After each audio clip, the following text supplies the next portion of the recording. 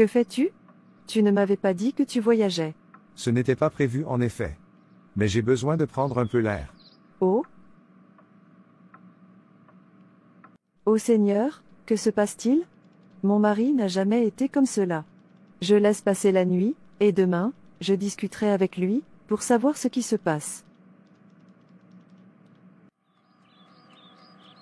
Cela fait déjà une semaine. Et je n'ai pas de nouvelles de mon mari. Que se passe-t-il? Il n'est pas à son bureau. Il n'est pas dans les lieux qu'il a l'habitude de fréquenter. J'ai fait le tour des hôpitaux. Mais il est introuvable. Mais que se passe-t-il?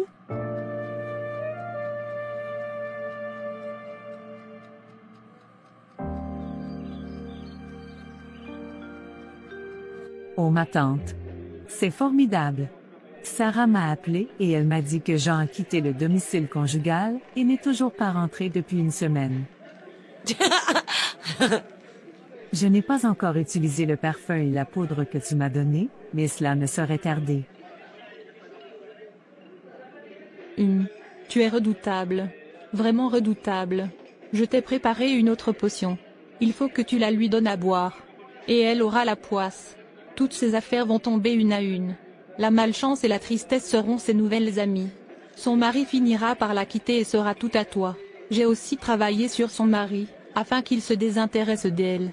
Je t'informe que leur dernière dispute a ouvert une faille dans le bouclier de leur mariage. Ce sera donc facile d'achever notre plan. Mais il ne faut surtout pas que ces deux-là se revoient avant que tout soit en place. Bonjour Sarah. Comment vas-tu? Bonjour Rosalie. Oh, on fait aller. Viens, asseyons-nous. Je suis contente que tu aies accepté de sortir aujourd'hui malgré tout ce qui t'arrive. C'est moi qui te remercie de m'avoir suggéré cette idée. C'est bien, ça me permet de me changer un peu les idées. Au fait, c'est moi qui t'invite. Je viens de gagner un gros contrat. Du coup, on va fêter cela. Je suis triste parce que mon mari n'est pas là pour fêter cela avec moi. D'habitude, c'est lui qui organise une petite fête pour ce genre d'occasion. Malgré ce qui lui arrive, elle brille toujours autant. Elle est toujours aussi belle et bien habillée.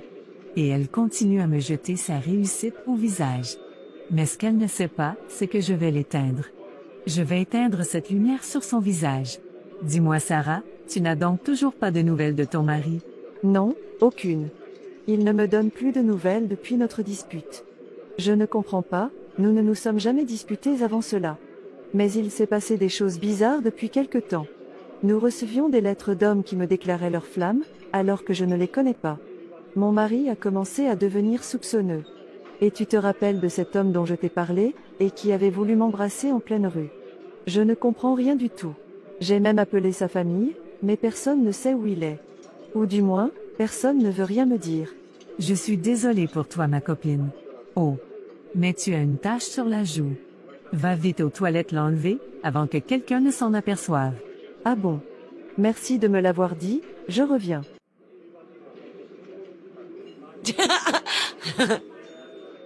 C'est bon. J'ai mis le fétiche de ma tante dans son verre d'eau.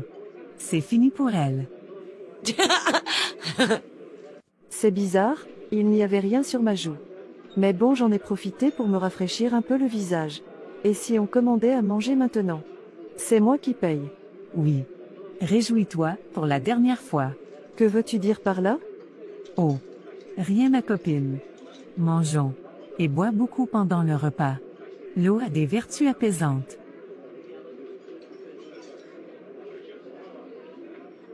Bonjour papa. Merci d'être venu, viens asseyons-nous. Bonjour Jean. Mais que se passe-t-il? Ton épouse te cherche partout. Pourquoi ne lui donnes-tu pas de nouvelles? Je suis troublé papa. Nous avons eu des mots avec ma femme, ce qui ne nous est quasiment jamais arrivé depuis notre mariage. Et j'ai ressenti le besoin de m'éloigner quelque temps. Mais que s'est-il passé? Des choses étranges et inhabituelles dans son comportement m'ont un peu étonné. Mais c'est le secret du mariage. Je t'en parlerai plus tard peut-être. Mais ce qui est étrange, c'est que je ne ressens pas le besoin de l'appeler. Quand je suis parti de la maison, j'ai mis mon téléphone sous silencieux. Et depuis, lorsque je veux l'appeler, je me sens très lourd. Je n'y arrive pas. En fait, je n'en ressens pas l'envie. C'est très étrange. Écoute mon fils. Tu ne peux partir comme cela de ton foyer et laisser ton épouse sans nouvelles. Ce n'est pas comme cela que je t'ai éduqué. Si ta pauvre mère était encore en vie, elle serait mécontente.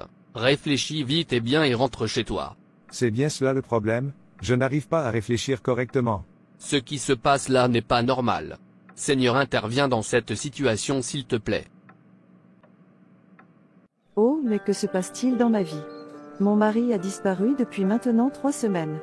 Je ne comprends rien du tout. Tout cela n'a aucun sens. En une semaine, j'ai perdu mes 2 magasins. Mon autre boutique rencontre des problèmes graves. Je n'ai plus de clients. Ma marchandise est bloquée au port. Seigneur, que se passe-t-il? Bonjour ma fille, tu m'as l'air soucieuse. Puis-je m'asseoir à côté de toi? Oui, bien sûr, tantine. Qu'est-ce qui se passe? Pourquoi cet air soucieux, toi une si jolie fille, pleine de vie? J'ai beaucoup de problèmes, tantine.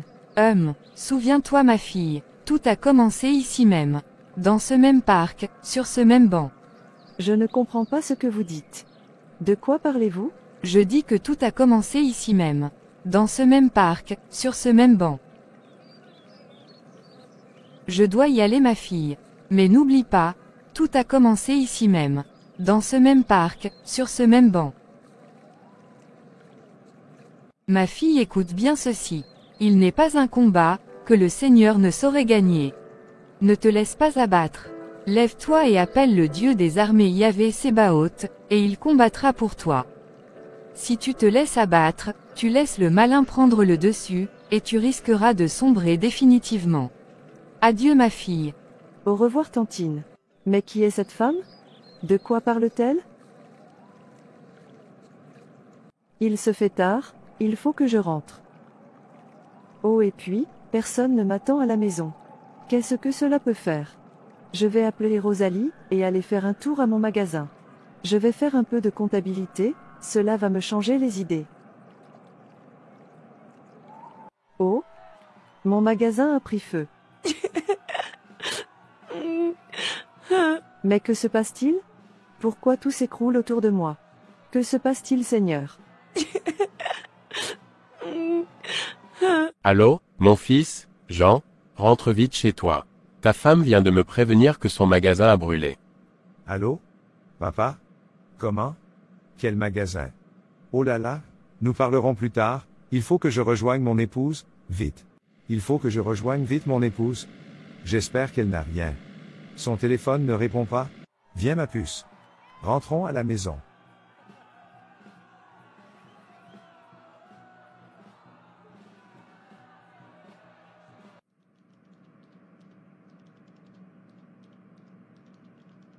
Ma puce, je vais te préparer un thé chaud et tu vas te reposer. Nous allons parler ensuite. Oh! Qui cela peut-il bien être à cette heure de la nuit? Je vais voir. Bonjour Jean, j'ai appris que le magasin de Sarah avait brûlé. Je suis venu aussi vite que j'ai pu. Mais que fait-elle ici?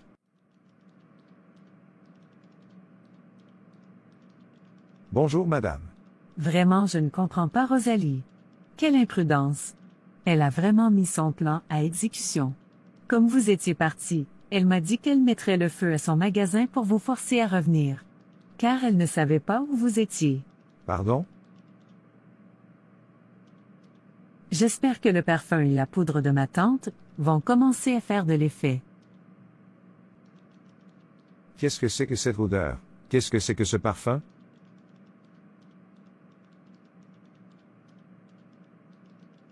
Oh, mais c'est Rosalie que j'entends comme cela? Mais qu'est-ce qu'elle raconte? Mère Rosalie. Bonjour. Qu'est-ce que tu racontes à mon mari? Arrête de faire l'innocente Sarah. C'est bien ce que tu m'as confié au restaurant. Arrête de mentir. Mais qu'est-ce qui se passe ici? Et puis ma tête. J'ai mal à la tête. Écoute Sarah. Va te reposer. Nous en parlerons plus tard. Et vous madame, rentrez chez vous. Je dois faire le point de cette situation. Ça commence. Ça fonctionne. Bonjour mon mari, tu rentres de plus en plus tard en ce moment, et nous ne nous voyons plus le week-end. Bonjour Sarah. Oui, les journées sont longues et j'aide ton amie Rosalie à lancer un business. Tu avais raison, elle est vraiment très gentille. Elle est passée au bureau cette semaine pour que je l'aide et nous avons dîné au restaurant. C'est une fille vraiment très drôle. Tu fréquentes Rosalie maintenant? De mon côté, J'ai de gros problèmes avec mes magasins et tu as à peine le temps pour moi. Ne t'inquiète pas, je m'en occuperai quand j'aurai un peu de temps. Allô Rosalie? Comment se fait-il que tu rencontres mon mari en mon absence et sans m'en informer?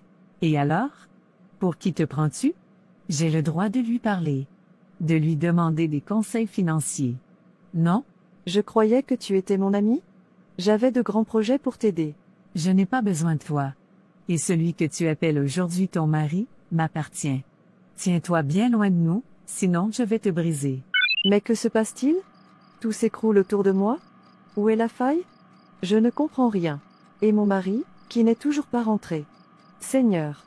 Mais que se passe-t-il dans ma vie? Qu'est-ce que j'ai mal fait?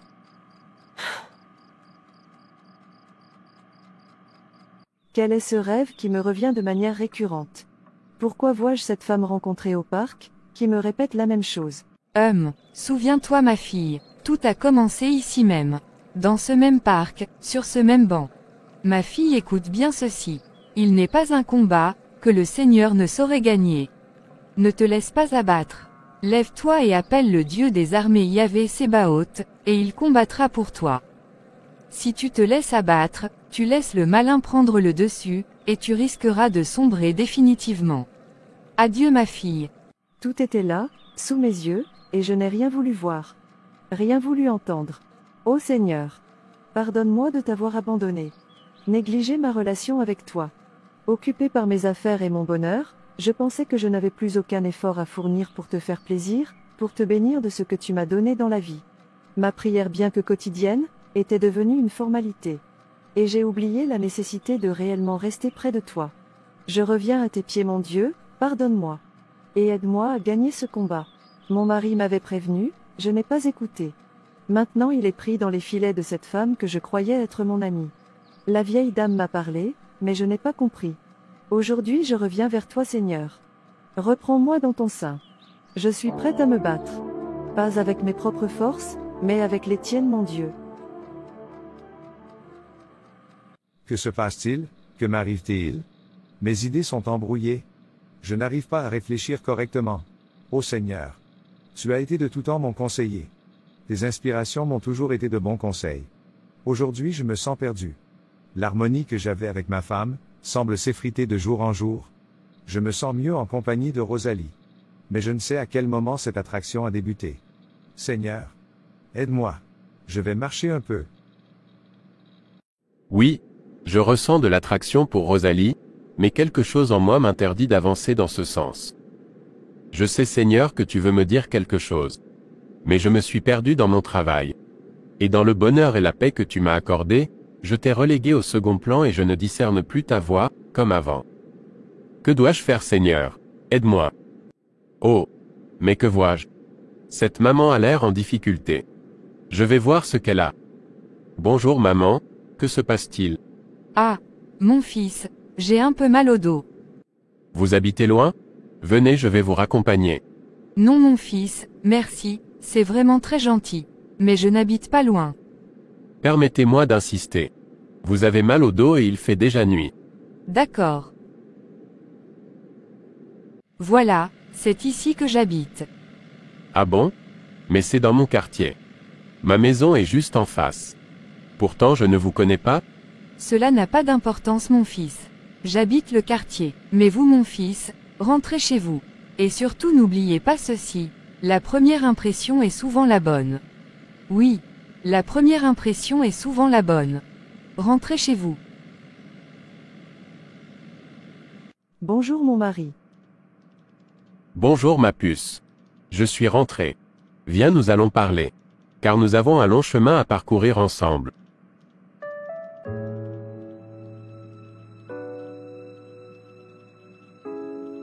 Oui, mon époux, nous avons beaucoup de choses à nous dire. Mais avant, prions ensemble, comme nous faisions avant, afin que l'Éternel, le Dieu des armées, nous guide dans sa sagesse. Oui, tu as raison. Voilà. C'est ainsi que, après le jour où elle est venue à la maison, Rosalie a commencé à venir tous les jours à mon bureau. Nous passions des soirées à discuter, car elle m'avait dit qu'elle avait besoin de mes conseils pour faire des affaires. Et puis le temps passait, plus je ressentais des sentiments mélangés à son égard. Mais grâce à Dieu, je n'ai jamais rien fait de répréhensible aux yeux de Dieu et je n'ai pas trahi nos vœux de mariage. Pourtant elle m'a tenté à plusieurs reprises. Mais quelque chose m'a empêché de sombrer. Car je savais que Dieu me regarde. Allô? Tu peux passer me voir chez moi? Je ne me sens pas bien. Allô? Non, je ne peux pas faire ça. J'ai encore du travail. Merci pour ce repas, mon chou. Mais tu sais, je fais vraiment bien la cuisine. Mieux que Sarah en tout cas. Laisse Sarah tranquille et parle-moi plutôt du projet que tu voulais me soumettre. Je ne comprends pas que tu restes avec elle. Alors que je t'ai donné toutes les preuves de ses infidélités, toutes les preuves que ce n'est pas la femme que tu crois. Laisse Sarah tranquille, je te dis. Quel est ce projet alors? Merci Jean pour cette promenade, c'était formidable. Au fait, tu ne m'as pas complimenté sur ma nouvelle robe. Elle est très belle. Mais dis-moi, quel est le nom de ce parfum que tu portes souvent? Et voilà, comment, pendant des semaines, elle a tournoyé autour de moi. Et pendant des semaines, je luttais grâce à Dieu, pour ne pas tomber. Et ce soir, j'ai rencontré une vieille dame qui m'a parlé. Elle était comme un envoyé de Dieu. Et j'ai comme été réveillé d'un long sommeil. Et me voici. Tu avais raison mon mari, dès la première seconde, tu m'avais averti. Et aujourd'hui je comprends qu'elle m'a toujours jalousée. Et tu sais quoi? Une vieille dame, assez étrange, que j'avais rencontrée au parc, m'a dit mot pour mot ceci. Tout a commencé ici même. Dans ce même parc, sur ce même banc. Et figure-toi que c'est au parc, que j'ai revu cette sorcière pour la première fois. Dieu est bon. Car il n'abandonne pas ses enfants, même si ceux-ci s'éloignent de lui, à cause du bonheur de ce monde. Oui, en effet, quand on revient à Dieu, il nous accueille les bras ouverts. La Bible en parle, dans Luc 15 de 11 à 32. C'est l'histoire du fils prodige. Mais qu'est-ce qui se passe?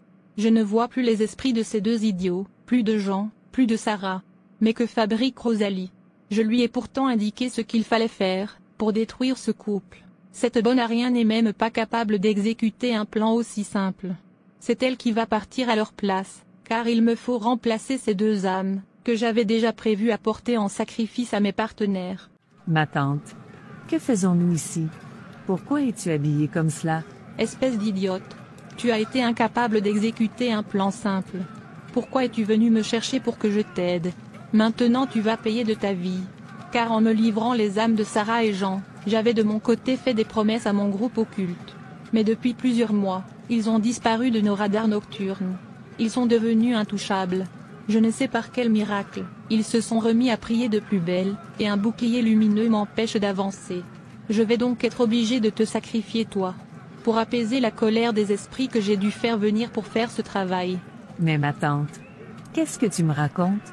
J'ai toujours su que tu étais une sorcière très rancunière, mais je ne pensais pas que tu pouvais t'en prendre à moi, ta propre nièce.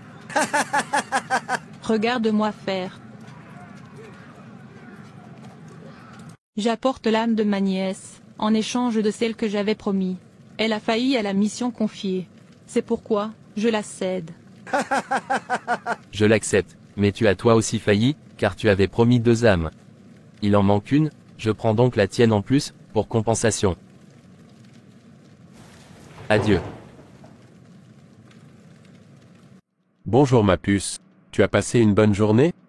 Bonjour mon mari, très bonne. Et toi? Vraiment très bonne. Magnifique.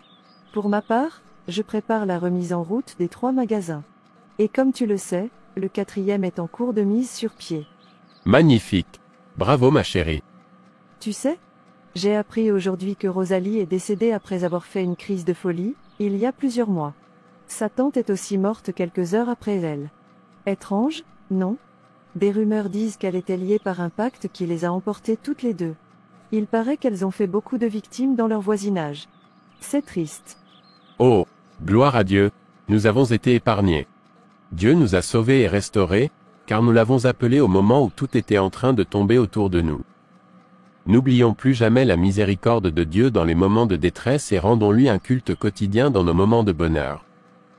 Oui, rendons-lui un culte d'adoration à chaque instant de notre vie, et il sera toujours avec nous.